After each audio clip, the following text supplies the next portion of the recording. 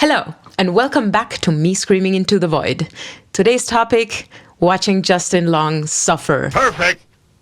We're here to talk about Tusk, Kevin Smith's movie that he made in 2014 with a budget of $3 million. Wow. And I think he filmed it, if I am not mistaken. Stop it. He filmed it in 15 days. And for anyone who doesn't know, 15 days is not a long time. Many movies that have been filmed are like epic and here and there, they take sometimes up to a year. Second fun fact, Kevin Smith was inspired about the walrus suit by his dog in a sleeping bag. Okay.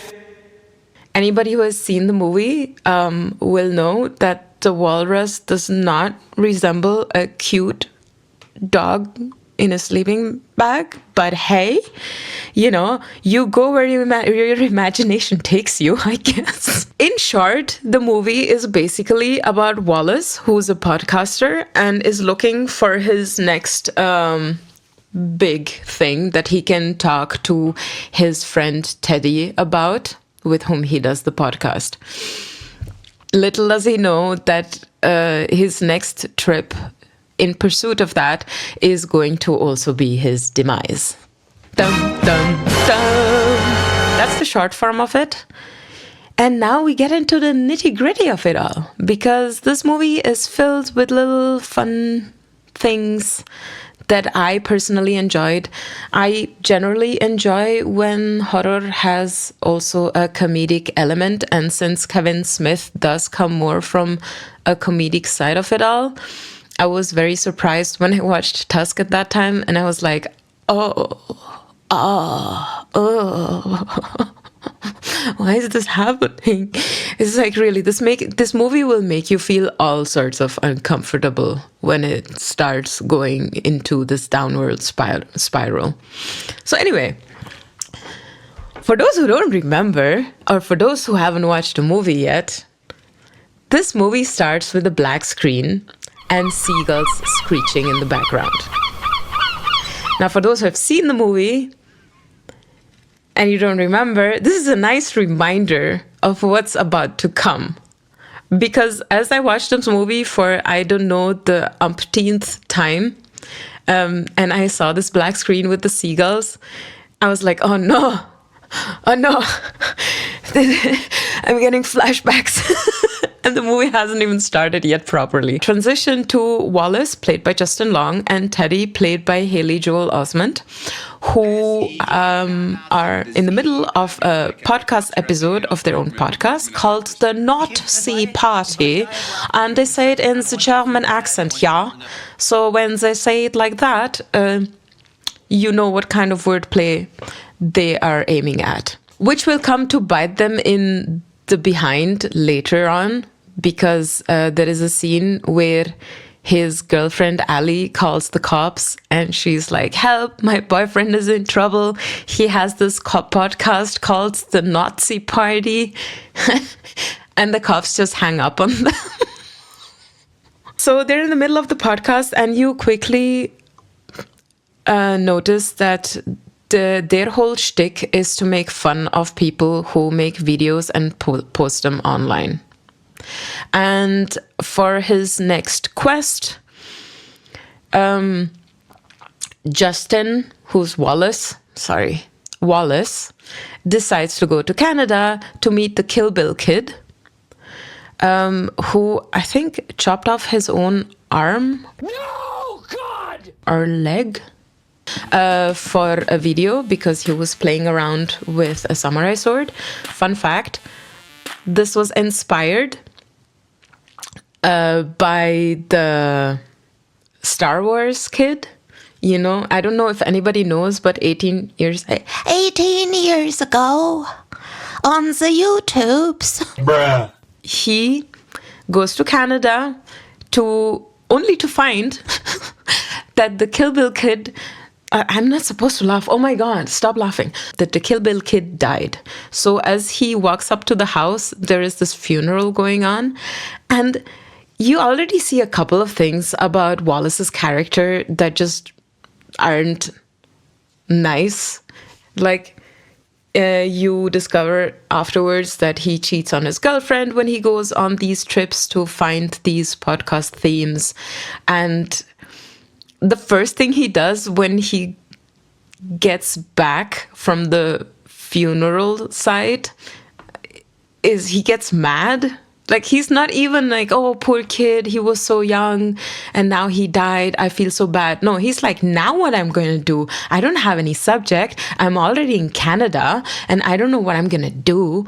So he wallows in the bar. As he goes to the bathroom, he notices a bulletin board where there is this little piece of paper where somebody is offering free lodging as an exchange for hearing wild stories about a life of adventure.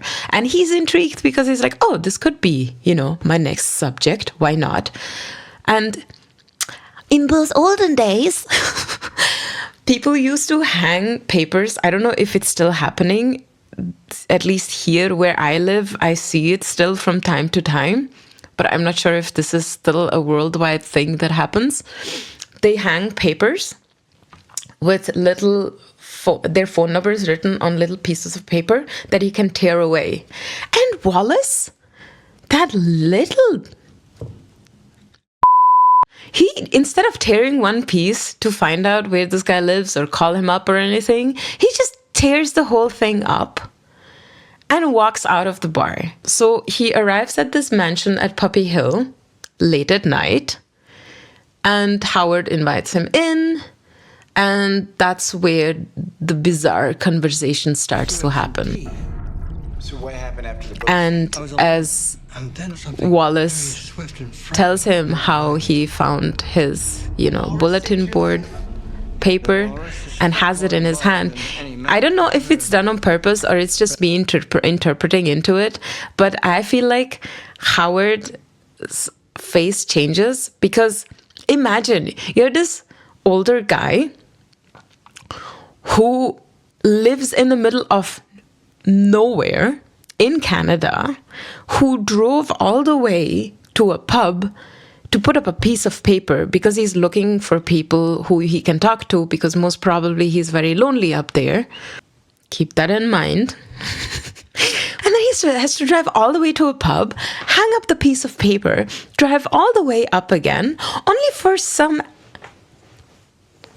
asshat like Justin Long to take away the entire thing? Like, sir, that's so uncalled for. So anyway, he starts spinning tales about how he knew Hemingway and how Mr. Tusk walrus had saved his life. It is pretty crazy scene because a lot of this movie is, in the beginning, is just Howard talking and spinning these tales and talking about all these things and adventures that he has had. And Howard, did I say Howard? I hope I said Howard. And Wallace just listening to him intently, just not believing his luck on what he stumbled upon. And as Wallace tells him the tragic story of being saved by a walrus, who he then named Mr. Tusk, he gets more and more unhinged with his stories. And you notice that Wallace is slowly but surely getting more and more drugged. But him just being himself and not really having any kind of... I don't know, this guy is just so sure of himself. I could never imagine being like him, just straight on walking into a stranger's house, accepting tea without questioning it whatsoever, and just... having this weird old guy tell him stories which sound so out of this world and yet so true. This is what I like so much about this character, Howard, because you don't know if it's true or not. However, with this obsession of walruses, you do buy into it. And other thing is that Kevin Smith actually had this idea for this movie in his podcast, Smartcast. And the name Mr. Tusk actually came from a real life joke that he told Scott Mosier, who is his podcast co-host. When he wakes up the next day, he's in a wheelchair and finds out that his leg has been amputated. And Howard tells Wallace that it was because of a spider bite and he had to amputate it, and that the doctor is on his rounds now. Just let it out. And Wallace obviously doesn't buy into it. But what are you gonna do? You're drugged? You don't have your phone on you. He, of course, claims for his phone, but Howard is like, nah, no, it's not going to happen. You need your rest. The doctor said so. Sure. Absolutely. As we move on at dinner, Howard makes then this big reveal. Spoiler alert. From now on, we are getting into spoiler territory, okay? So if you guys haven't watched the movie or you want to rewatch the movie and you don't want to listen to me ramble on about the story, this is the moment where you click off the video and maybe rejoin me after you've watched the movie. Howard reveals his plan to Wallace that he is going to sew Wallace into a walrus suit. And for that, he needs to chop off his other leg and other things. You will later on see that he sews. So this is why this movie freaks me out so much, because the whole body autonomy thing, I like, being able to move. I feel like that's one of the core fun parts of life. You can move, you can, swish your arms around, you can move your legs, you can walk around, you can hug your dog, and all sorts of other stuff that you cannot do when both your legs are amputated and your arms are sewn to your torso. Yes, sewn to your bloody torso. Back to the dinner scene. So Howard reveals that to Wallace, and then there is this blood-curdling scene where the table is massive, okay? And they're both eating dinner, or at least trying to. And Wallace is sitting on one end of the table, and Howard is sitting on the other end of the table. And when Wallace realizes what's happening to him, he starts screaming, really badly. And in response, Howard just screams back. So you have the screaming match from one end of the large table to the other one. And it just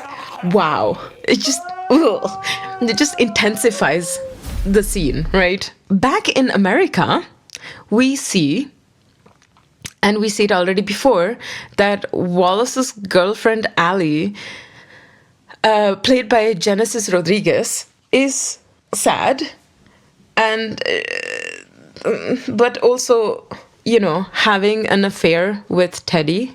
If you don't remember, as I mentioned early on, Teddy is Wallace's podcast buddy. And at some point, Wallace had managed to get the phone and call them and say that he's in trouble and they need to come and help him out. And they had both been together and ignored his calls during this time. Sorry, I'm laughing because, come on, Wallace is not exactly the nicest person on this planet, okay? And I kind of don't feel bad that Allie is doing it because she knows that Wallace is cheating on her. So she's trying to seek solace in Teddy, which I'm not saying it's the perfect way to, go about things, but I guess it's a human way to go about things. So the next day, they both wake up to his missed messages and him leaving behind a voice message saying that he's in trouble. And they decide to, I guess, rescue him. And that's where you have the whole scene where she calls the cops and says that her boyfriend is in trouble and that he has this podcast, and they hang up on her. So they decide to fly to Canada. In the meantime,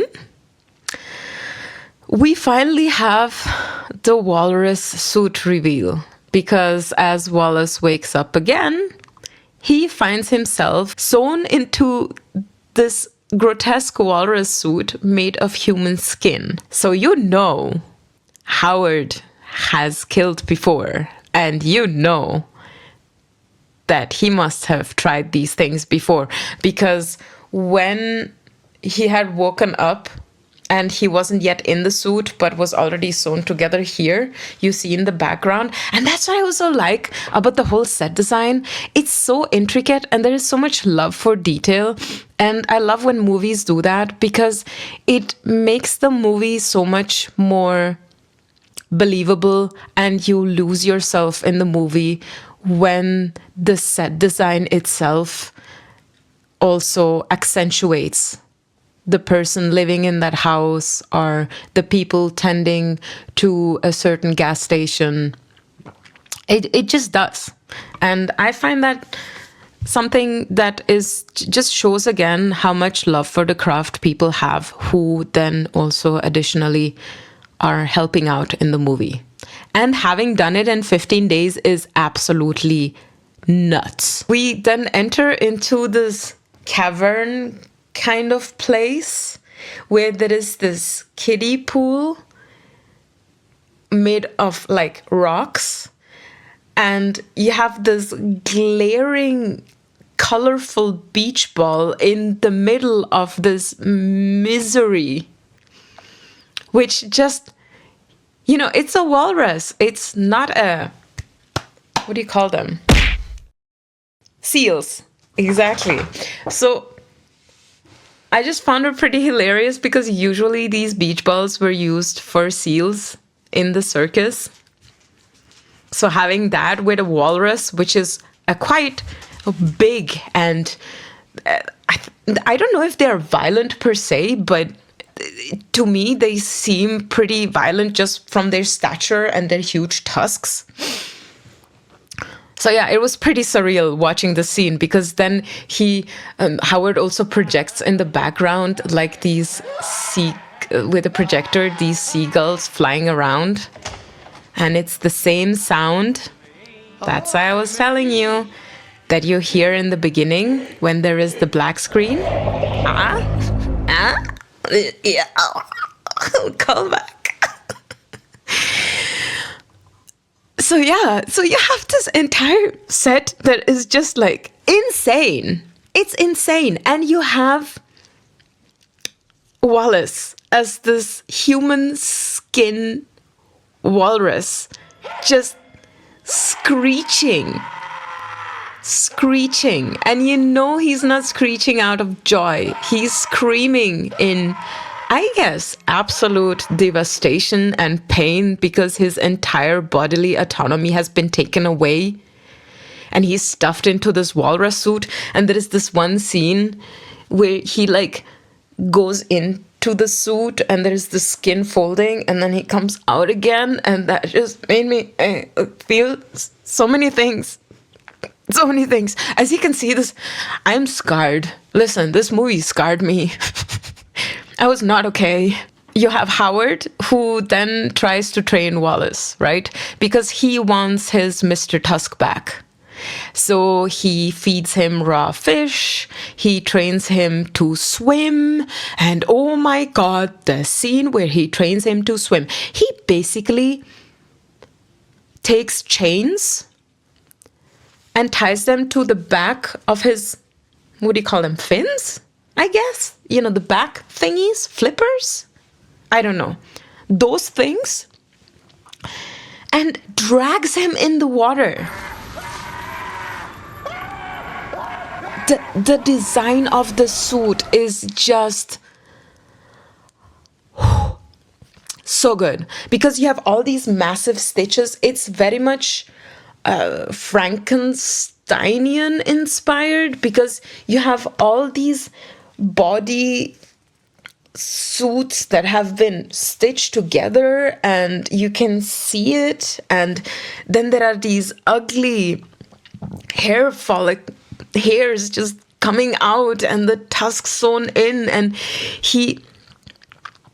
okay, now comes the worst part. So these tusks are put into the Wallace's mouth. So he pulls teeth out and makes a cavity so that the tusks actually fit in. Yeah, I know.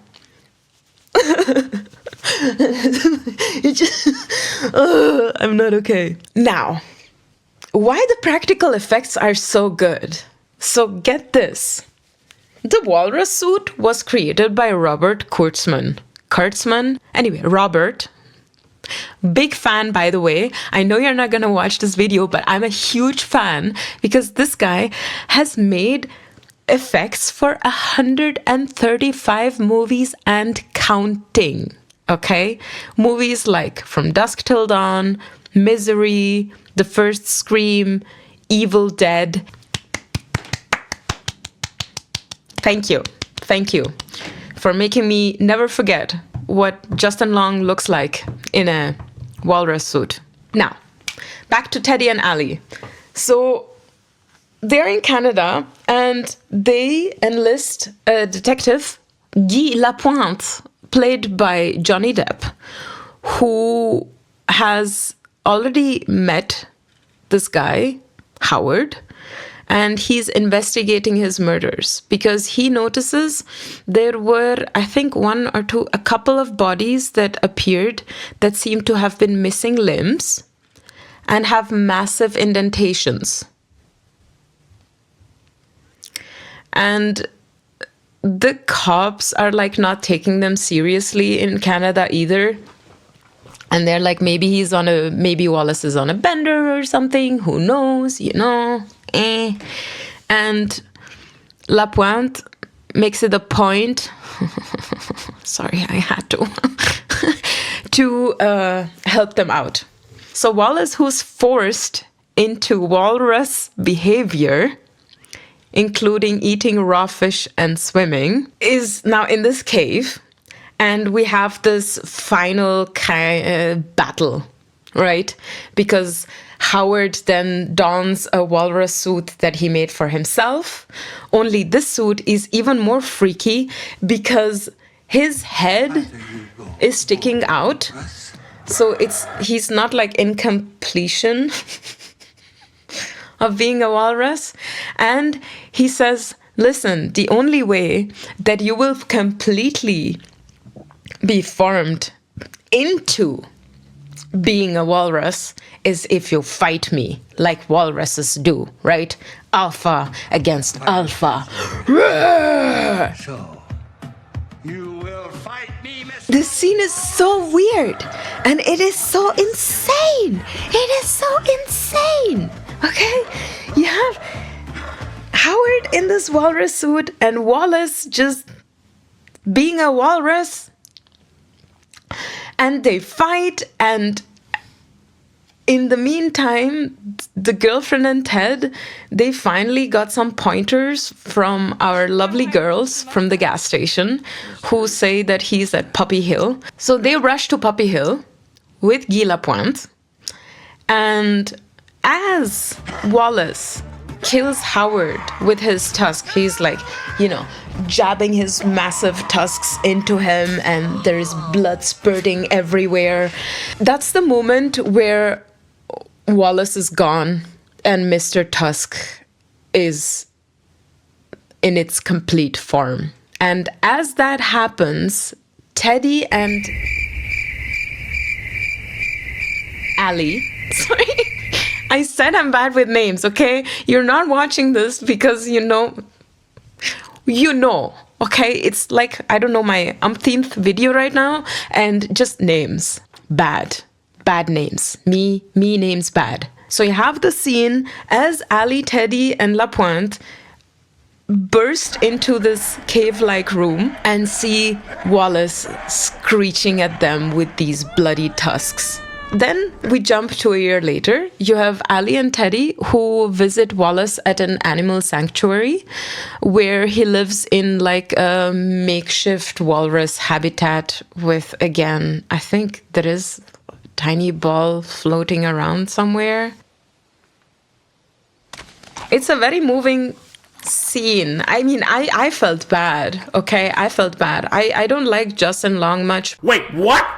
but the character itself, even though he's not a nice person, and I mean, he kind of went into his own demise. Not that anyone ever has, earned to be in such a state, because I feel like, wow, that's like next level. I was very unsettled, okay? I was very unsettled. I'm glad that Kevin Smith did not go for the happier ending, because he actually envisioned a happier ending in the beginning, but then opted for the tragic one because he wanted to emphasize just the absurdity of the horror of Wallace's fate. Highly recommend this movie, even though now you have sat through my entire thing and you know what this movie is about, but I have left out, I think, a couple of things that you will enjoy in watching it. I liked it because it's very...